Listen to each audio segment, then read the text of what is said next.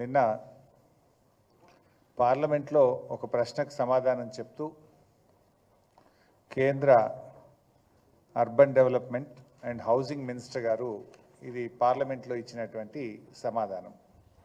అయితే కేంద్ర మంత్రి గారు ఇచ్చే సమాధానంలో రాష్ట్ర ప్రభుత్వం రాతపూర్వకంగా కేంద్రానికి ఏదైతే చెప్పిందో రాష్ట్రం యొక్క మాటనే కేంద్రం పార్లమెంట్లో సమాధానం ఇవ్వడం జరుగుతుంది.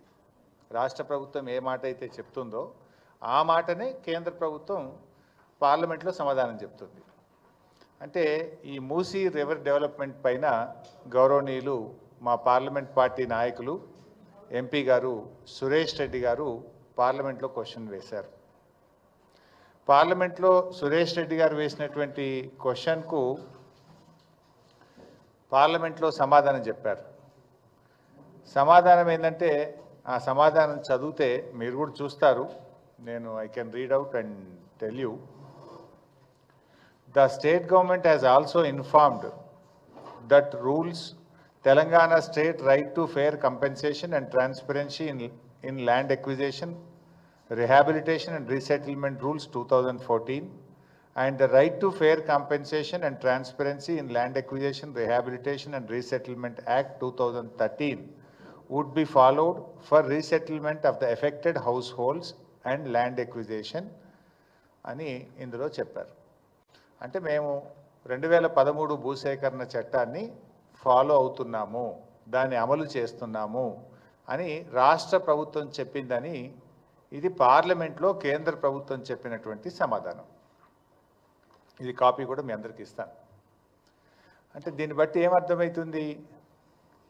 మూసీ రివర్ ఫ్రంట్ ప్రాజెక్టు పైన రాష్ట్ర ప్రభుత్వము వాస్తవాలను దాచిపెడతా ఉంది. పార్లమెంట్ను తప్పుదో పట్టించడం అనేది సిగ్గుచేటు.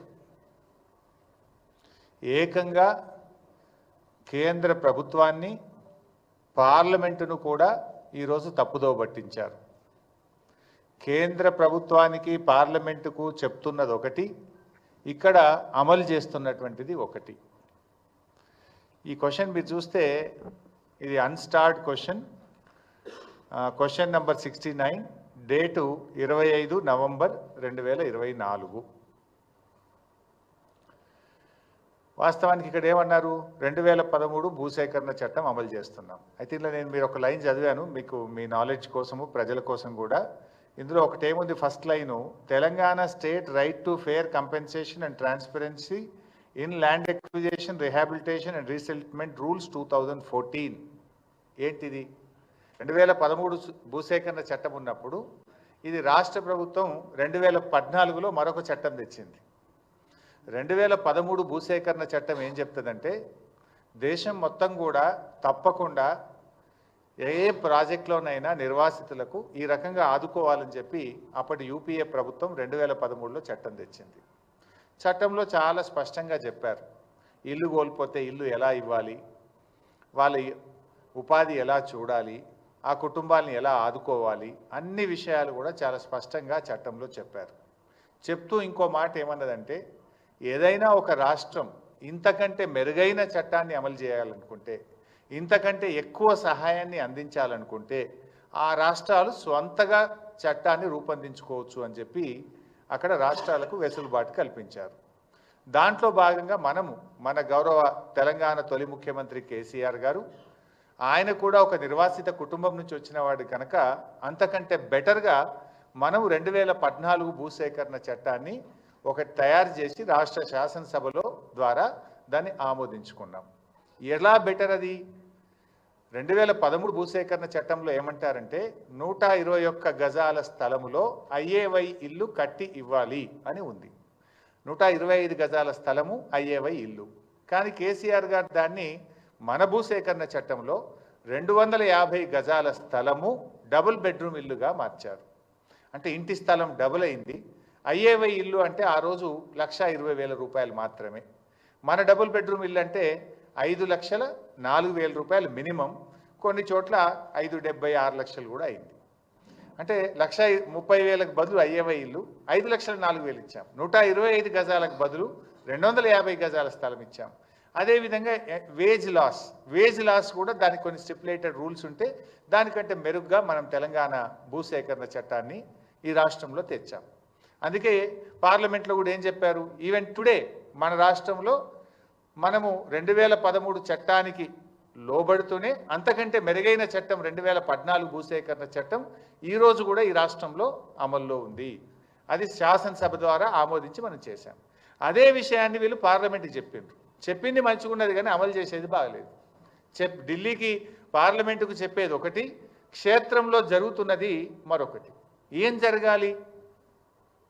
ఏదైనా ఒక ప్రాజెక్టు చేపట్టినప్పుడు ఫస్ట్ ఐడెంటిఫికేషన్ ఆఫ్ బెనిఫిషరీస్, ఎవరైతే నష్టపోతున్నటువంటి కుటుంబాలు ఉన్నాయో వారిని గుర్తించాలి, వారందరినీ కూడా గుర్తించాలి.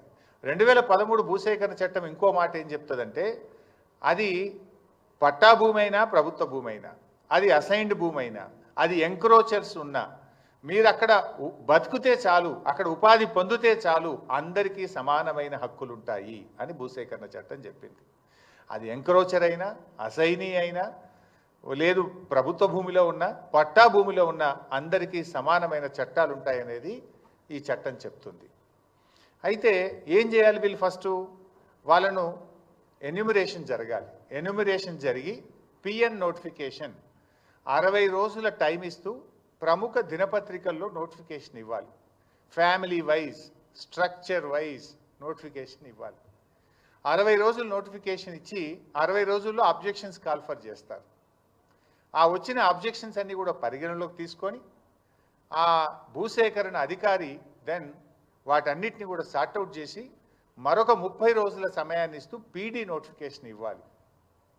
సో పిఎన్, పీడీ 2 నోటిఫికేషన్లు అయిపోయిన తర్వాత అన్ని అబ్జెక్షన్స్ను, వాళ్ళకున్న అనుమానాలను నివృత్తి చేసి అబ్జెక్షన్స్ అన్నీ కూడా సార్ట్అవుట్ చేసిన తర్వాత then they have to start the process.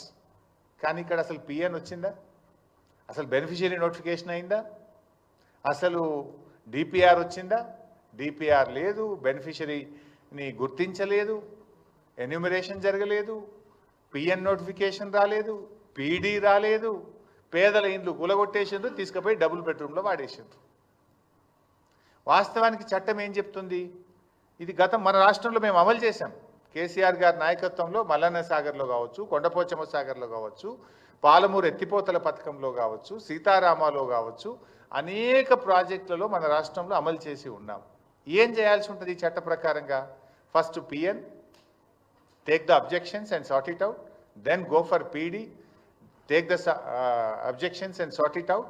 PN, PD అయిన తర్వాత వాళ్ళు ఉంటున్నటువంటి స్ట్రక్చర్, అది గుడిసెనా, గూనె పెంకల ఇల్లా, అది పక్కా ఇల్లా, ఏదైనా కూడా ఆ ఇంటికి ఆర్ఎండ్బి లేదా పంచాయతీరాజ్ అధికారులు వెళ్ళి ఆ పాత ఇంటికి ఎంత వాల్యూ ఉంటుందో వాల్యుయేషన్ చేస్తారు. వాల్యుయేషన్ చేసి డిప్రిషియేషన్ కూడా, ఒకవేళ పాత స్ట్రక్చర్ అయితే డిప్రిషియేషన్ తీసేసి దాని నెట్ వాల్యూకు రెండంతల డబ్బును ఆ ఇంటి యజమానికి ఇవ్వాలి. ఇది జరిగిందా మన దగ్గర? నో. పాత ఇంటికి ఇంజనీర్లు ఎస్టిమేట్ చేసి డిప్రిషియేషన్ తీసేసి నెట్ వాల్యూ మీద 2 అంతల డబ్బు ఆ ఇంటి యజమానికి ఇవ్వాలి. This is number 1. Number 2, wage loss. అంటే వాళ్ళు ఉపాధి కోల్పోతారు. నిజంగా మూసీలో ఎవరి ఇండ్లు పోయినా ఎక్కువ ఎవరికి పోతున్నాయి ఈ నిమిషానికి? వాళ్ళు ఇనుప సామాన్ అమ్ముకునేటోళ్ళు, రోళ్ళు తయారు చేసేటోళ్ళు, లేకపోతే ఏమంటాము గొడ్డళ్ళు, కత్తులు, వాటిని పదను పట్టేటువంటి వాళ్ళు, లేకపోతే అక్కడ ఉండే ఇళ్లల్లో పని చేసుకునేటువంటి వాళ్ళు, పాత సీసాలు ఏరుకునే వాళ్ళు, పాత బట్టలు అమ్ముకునేటువంటి వాళ్ళు, ఇలా చాలా అత్యంత పేదలైనటువంటి వాళ్ళు, ఆటోలు నడుపుకునేటువంటి వాళ్ళు, రిక్షా పుల్లర్సు, హమాలీసు, హోటళ్లలో పనిచేసేటువంటి వాళ్ళు, ఇట్లాంటి వాళ్ళు అతి కడు పేదలు ఆ ప్రాంతంలో నివసిస్తున్నారు. మరి ఆ పేదలకు పాత ఇంటికి నువ్వు డబ్బులు ఇవ్వలేదు, నెంబర్ 1. Number 2, wage loss. మన 2014 భూసేకరణ చట్టం ఏం చెప్తుందంటే, ఆ ఇంటిలో పెళ్ళైనటువంటి వాళ్ళు ఎందరుంటే అంతమందిని కుటుంబాలుగా గుర్తించాలి. పెళ్ళి అయినటువంటి వాళ్ళు ఆ ఇంట్లో ఎందరుంటే అందరినీ కుటుంబాలుగా గుర్తించాలి. ఒక్కొక్క కుటుంబానికి 7,50,000 రూపాయల వేజ్ లాస్ 1 టైం సెటిల్మెంట్ కింద ఇవ్వాలి. నెంబర్ 2. నంబర్ 3, ఆ ఇంట్లో పెళ్లి కానటువంటి 18 సంవత్సరాలు నిండినటువంటి అమ్మాయి కానీ అబ్బాయి కానీ ఉంటే వారికి ఒక్కొక్కరికి 5 లక్షల రూపాయలు ఇవ్వాలి. నంబర్ 4, ఇంట్లో పెళ్ళయి ఉన్నటువంటి వారందరికీ ప్రతి ఒక్కరికి 250 గజాల స్థలము మరియు డబుల్ బెడ్రూమ్ ఇల్లు ఇవ్వవలను. డబుల్ బెడ్రూమ్ ఇళ్లతో పాటు ఆ ఇంటికి నల్లా connection, current connection, drainage, roads, hospital, ANM sub centre, post office, అన్ని దేవాలయము, చర్చు, మసీద్, అన్ని వసతులతో కూడినటువంటి కాలనీని యాజ్ ఇట్ ఈజ్గా నిర్మించి ఇవ్వాలి. పెళ్ళి కాని 18 సంవత్సరాలు నిండిన వాళ్ళకు 5 లక్షలు అన్నాం కదా, దాంతోపాటు వారికి కూడా 250 గజాల స్థలాన్ని కూడా ఇవ్వాలి. These are the points in 2014 act. ఇందులో ఒక్కటన్నా అమలైందా వైసాబ్? ఈ కట్టిన డబుల్ బెడ్రూమ్ ఇల్లు కూడా రిజిస్ట్రేషన్ చేసి, రిజిస్ట్రేషన్ ఫీజు ఎగ్జెంప్ట్ అనే చేయాలి, గవర్నమెంటే రిజిస్ట్రేషన్ ఫీజు కట్టి సెలబుల్ రైట్స్తో కూడిన ఇల్లు ఇవ్వాలి వాళ్ళకి. ఎందుకంటే వాళ్ళది ఆస్తి మనం తీసుకుంటున్నాం కనుక మనం ఇచ్చే డబుల్ బెడ్రూమ్ ఇల్లు 250 గజాల స్థలము కట్టిన ఇల్లును రిజిస్ట్రేషన్ డిపార్ట్మెంట్ ద్వారా రిజిస్ట్రేషన్ చేసి పూర్తి హక్కులతో కూడినటువంటి ఇల్లు వాళ్ళకి ఇవ్వాలి. ఇది మన భూసేకరణ చట్టం. వీళ్ళు చేసింది ఏంది? కేసీఆర్ గారు కట్టిన డబుల్ బెడ్రూమ్ ఇళ్లలో నెట్టేసారు వాళ్ళని, ఖతం. అది కూడా అసైన్మెంట్, ఉత్తరే కాగితం ఇచ్చారు. అది సెలబుల్ రైట్ కాదు, హక్కు లేదు, దాని భూమి లేదు, అదేంటి అపార్ట్మెంట్. అది పేదల కోసం కట్టిన అపార్ట్మెంట్ లాగా కట్టింది. రేపు వాళ్ళకి ఏముంటుంది? వాళ్ళకి రైట్ ఏముంటుంది దాని మీద? అంటే నువ్వు మొత్తంగా మోసం చేసినావు. భూసేకరణ చట్టంలో ఏ ఒక్కటి కూడా చేయలేను. బేసికల్లీ పాత ఇంటికి డబ్బులు ఇవ్వలేదు, ఉపాధికి కోల్పోయే వారికి డబ్బులు ఇవ్వలేదు, వాళ్ళకు house site with built house ఇవ్వాలి, అది ఇవ్వలేదు, పెళ్లిగాని పిల్లలకు సాయం చేయలేదు. అంటే ప్రజల్ని మోసం చేసిండు రేవంత్ రెడ్డి, పార్లమెంట్ను కూడా మోసం చేసిండు రేవంత్ రెడ్డి. బికాస్ ఆయనే మున్సిపల్ మినిస్టర్, ఆయన సంతకంతోనే ఢిల్లీకి పోతుంది ఫైల్. పార్లమెంట్లో ఏదైనా సమాధానం చెప్పాలంటే రాష్ట్రంలో సంబంధిత శాఖ మంత్రి యొక్క అప్రూవల్తోనే ఆ సమాధానం పార్లమెంటుకు వెళ్తుంది. ఇవాళ మున్సిపల్ మంత్రి ఆయన్నే, ముఖ్యమంత్రి ఆయనే ఇలా ఈ రాష్ట్ర ప్రజల్ని మోసం చేసిండు, కేంద్ర ప్రభుత్వాన్ని మోసం చేసిండు, పార్లమెంటును కూడా రేవంత్ రెడ్డి గారు మోసం చేసిండు. ఇప్పుడు ఆల్రెడీ కొన్ని ఇళ్ళు కూలగొట్టింది కదా బైసాబ్, మీరు ఫోటోలు కూడా ఉన్నాయి ఇక్కడ. ఈ పేదల ఇళ్ళు కూల్చేసిండ్రు. ఇప్పుడు ఈ ఇళ్ళకి మరి ఇప్పుడు డబ్బులు ఇవ్వాలంటే కూడా ఆ ఇల్లుని ఎట్లా ఎస్టిమేట్ చేస్తావు? How do you estimate these houses? How you will you compensate these poor people? వీళ్ళకి ఎవరు బాధ్యత? ఇప్పుడు మూసీలో కూడా చూసిండ్రు బైసాబ్, ఇప్పుడు సన్నాయి నొక్కులు నొక్కుతున్నారు మళ్ళా. ఏమని? లేలే అనుమతులు ఇప్పుడు ఇల్లు కూల్చాం, ఇక కొత్తవి మాత్రమే కఠనీయం అంటున్నారు. మరి కూల్చిన సంగతి ఏంది చెప్పాలి కదా హైడ్రా కమిషనర్, చెప్పాలి కదా ముఖ్యమంత్రి. కూల్చిన మూసీ ఇండ్ల సంగతి ఏంది, హైడ్రా ఇండ్ల సంగతి ఏంది? నాకు ఇంటికి అన్ని అనుమతులు ఉన్నాయి అని కుయ్యో మొర్రో అని మొత్తుకున్నా, కాళ్ళ మీద పడి వేడుకున్నా, రోడ్డు మీద పడి గిలగిల కొట్టుకున్నా కనికరం లేకుండా పేదల ఇండ్లు కూల్చిండ్రు కదా హైడ్రా పేరిట. ఇప్పుడేమంటున్నారు? లేదు కట్టిన ఇండ్లు కూల్చాం, ఇండ్లల్లో ఉన్నోళ్ళని కూల్చమంటివి. ఆ చిన్న పాప నా పుస్తకాలు తెచ్చుకుంటా, మా నాన్న కొనిచ్చిన వాటర్ బాటిల్ తెచ్చుకుంటా అంటే కూడా ఆ పసిపిల్ల మీద కూడా కనికరం లేకుండా ఇండ్లు కూలగొట్టారే. ఆ పాపానికి బాధ్యుడు ఎవడు? ఆ చేసిన అన్యాయానికి ఎవరికి శిక్ష వేయాలో నిర్ణయించండి. ఇప్పుడేమంటున్నారు? లే మేము ఇక కొత్తవి కూల్చాము అంటున్నారు, ఏదో డేట్ పెడతాము అంటున్నారు. మరి కూల్చిన వాటి సంగతి ఏంటి? వాళ్ళు కట్టిండ్రు, డబ్బులు కట్టిండ్రు. పే దెమ్ ద కంపెన్సేషన్ ఇచ్చినా వాళ్ళు పడ్డ క్షోభ, వాళ్ళు పడ్డ బాధ, వాళ్ళు అనుభవించిన నరకమైతే పోదు కదా. తక్కువ బాధన? వర్షం పడుతుంటే నడి రోడ్డు మీద పడేసిండ్రు, పిల్లల పుస్తకాలతో సహా, బట్టలతో సహా, కట్టు బట్టలతో ఇళ్ళకి వెళ్ళి బయటకు వెళ్ళగొట్టి గోసపుచ్చుకున్నారు కదా. ఇప్పుడు మళ్ళీ డేటు మారిస్తే నీ నిర్ణయం మారచ్చు, కోర్టు మొట్టికాయలు వేస్తే మార్చుకున్నావు. కానీ ఆ పడ్డ క్షోభకు ఎవరు బాధ్యత వహించాలి? ఆ పడ్డ బాధకు ఎవరు బాధ్యత వహించాలి? ఆ కూలిన ఇల్లుకు ఇలా కంపెన్సేషన్ ఇచ్చి వాళ్ళని కాపాడుకోవాలన్నా వద్దా? అదేవిధంగా ఇలా మూసీలో కూడా ఇల్లు కూలగొట్టివి. నీవు చట్టం చూసుకోపోతివి, పద్ధతి పాటించకపోతివి, పార్లమెంట్ నువ్వు తప్పుదోవ పట్టిస్తేవి. ఈ కూలిన ఇళ్లకు రేపు నష్టపరిహారం ఎట్లా చెల్లిస్తావు? రేపు డెఫినెట్గా ఇవ్వాల్సిందే. బీఆర్ఎస్ పార్టీ ఊరుకోదు. ఈ బాధ ఎట్లా తీరాలి? ఎందుకు ఈ తొందరపాటి దుందుడుకుడు చర్యలు? ఆగమాగం చేసి ఇలా రాష్ట్రం పరుగు తీస్తున్నావు, పేదలకు సురు పోసుకుంటున్నావు.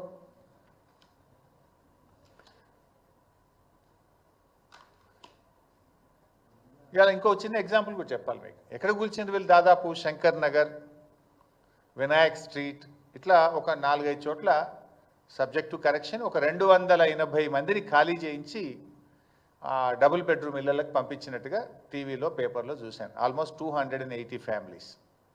ఒక చిన్న ఎగ్జాంపుల్ చెప్తే ఎట్లా నష్టపోయారు. ఓల్డ్ మలక్పేట్లో శంకర్ నగర్లో ముజాహిద్ అనే ఒక ఆయన నివాసం ఉంటుండే. ఆయన పేరు ముజాహిద్, ఆయన భార్య పేరు షాహీన్ బేగం, ఆయన భార్య పేరు. సో షాహీన్ బేగం ముజాహిద్కు 3 కొడుకులు, 1 బిడ్డ. అందరికీ పెళ్ళిళ్ళు అయినాయి. అంటే 4 భార్యలు, 4 భర్తలు, అంటే వాళ్ళు 8 మంది, వీళ్ళు తల్లి తండ్రి 10 మంది, వాళ్ళకు పుట్టిన పిల్లలు కలిపి 16 మంది ఉంటున్నారు ఆ ఇంట్లో. ఓల్డ్ మలక్పేట్, శంకర్ నగర్, ఒక ఇంట్లో మూసి దాంట్లో 16 మంది ఉంటున్నారు. వీళ్ళు పోయినరు, ఆ ఇల్లు కూలగొట్టి డబుల్ బెడ్రూమ్ ఇచ్చిండ్రు. ఆ డబుల్ బెడ్రూమ్లో 16 మంది ఉండగలుగుతారా? వాళ్ళు ఉంటున్న మూసి ఇంట్లో 8 గదులు ఉన్నాయి. 8 గదుల్లో 5 కుటుంబాలు బతుకుతున్నాయి. 3 కొడుకులు, 1 బిడ్డ, తల్లి తండ్రి. 8 గదుల ఇంట్లో 16 మంది నివసిస్తుంటే ఆ ఇల్లు కూలగొట్టి ఒక డబుల్ బెడ్రూమ్ ఇచ్చి మీరు వెళ్ళిపోండి అన్నారు. ఆ పాత ఇంటికి రూపాయి ఇయ్యలే. కానీ 2013 భూసేకరణ చట్టం ఏం చెప్తుందంటే, పెండ్లైన వాళ్ళు ఇంట్లో ఎందరుంటే అన్ని డబుల్ బెడ్రూమ్లు వేయాలి. అంటే వీళ్ళకి ఎన్ని వస్తాయి? 5 డబుల్ బెడ్రూమ్ ఇల్లు రావాలి ఆ ఇంటికి. రావాలా? నువ్వేం చేసినావు? కేసీఆర్ కట్టించిన ఒక ఇల్లు ఇచ్చి వాళ్ళని బలవంతంగా నెట్టేసి నేనేదో గొప్ప పని చేసిన, మానవత దృక్పథంతో చేసిన అంటున్నావు. మానవత దృక్పథం కాదు, ఇట్ ఈస్ దేర్ రైట్. భారత రాజ్యాంగం, భారత పార్లమెంటు వాళ్ళకి ఇచ్చిన హక్కు అది. కానీ నువ్వు నేనేదో గొప్పగా చేసిన మానవతా దృక్పథం, నువ్వు గొప్పగా చేయలే. చట్టానికి తూట్లు పొడిచినావు, పేదల కండ్లు పొడిచినావు నువ్వు, పేదల ఉసురు పోసుకున్నావు నువ్వు. అదే ముజాహిద్ కుటుంబానికి ఏం రావాలి? 5 డబుల్ బెడ్రూమ్ ఇల్లు రావాలి చట్ట ప్రకారంగా. 5 × 7,50,000, ప్రతి కుటుంబానికి 7,50,000 ఉపాధి కోల్పోయింది కనుక డబ్బు ఇవ్వాలి. అంటే 37.5 లక్షల రూపాయల డబ్బు ఆ కుటుంబానికి రావాలి. నువ్వేమి ఇయ్యలే. ఓ కేసీఆర్ గారు పేదలకు కట్టించిన ఇల్లు ఇచ్చి ముజాహిద్ కుటుంబాన్ని అలా రోడ్డు మీద పడేసినాడు. ఇట్లాంటి ఎన్నో బాధలు ఉన్నాయి, ఇట్లాంటి ఎన్నో కష్టాలు ఉన్నాయి ప్రజలకు. ఇప్పుడు ఆ కుటుంబం విడిపోయింది. क्या हो गया? एक घर में तो 5 फैमिली नहीं रह सकते. अब किराए पे ले लेके एक जगह एक आदमी गए, दूसरा एक जगह गए, पूरे लोग एक साथ थे. अब रेवंत रेड्डी की वजह से वो फैमिली टूट गया. एक आदमी एक जगह चले गए. बहुत परेशानी में है वो लोग. ఈ విషయాల మీద ఇంకా కూడా ఇప్పుడు రేవంత్ రెడ్డి మొన్న ఎక్కడో వరంగల్లో మాట్లాడుతూ సోనియా గాంధీ గారి కాళ్ళు కడిగి నెత్తిలో నీళ్లు పోసుకోవాలని చాలా గొప్ప డైలాగ్ అయితే కొట్టిండు. నేను అడుగుతున్నా రేవంత్ రెడ్డి గారు, నిజంగా నీకు సోనియా గాంధీ గారి మీద ప్రేమ ఉంటే నువ్వు కాళ్ళు కడిగి నెత్తిలో పోసుకుంటావా పోసుకోవా నీ ఇష్టం. వెనకడ బలి దేవత అన్నావు, ఇప్పుడు దేవత అన్నావు, రేపు ఏమంటావో నువ్వు నీ నోటికి హద్దు లేదు పద్దు లేదు. బట్ అట్లీస్ట్ నిన్నగాక మొన్న మాట్లాడినావు. ఆవిడ మీద ప్రేమ ఉంటే సోనియా గాంధీ గారు తెచ్చిన 2013 భూసేకరణ చట్టాన్ని అమలు చేయి. వారు తెచ్చిన చట్టానికి ఎందుకు తూట్లు పడుస్తున్నావు నేను అడుగుతా ఉన్నా. నేను చట్టానికి వ్యతిరేకంగా వెళ్తా, పేదల్ని నడి రోడ్డు మీద పడేస్తా, సోనియా గాంధీ కాళ్ళు కడిగి నెత్తిలో నీళ్లు పోసుకుంటా నడుస్తుందా? సోనియా గాంధీ గారు తెచ్చిన చట్టాన్ని ఏమో అమలు చేయవు. నీకు నిజంగా సోనియా గాంధీ గారి మీద గౌరవం ఉంటే, ప్రేమ ఉంటే, మీ కాంగ్రెస్ పార్టీ తెచ్చిన చట్టం, సోనియా గాంధీ గారు తెచ్చిన చట్టం 2013 అమలు చేయి. నువ్వు ప్రజలను మోసం, దేశాన్ని మోసం, పార్లమెంట్ను మోసం, సోనియా గాంధీని మోసం, అందరినీ మోసం చేసినావు.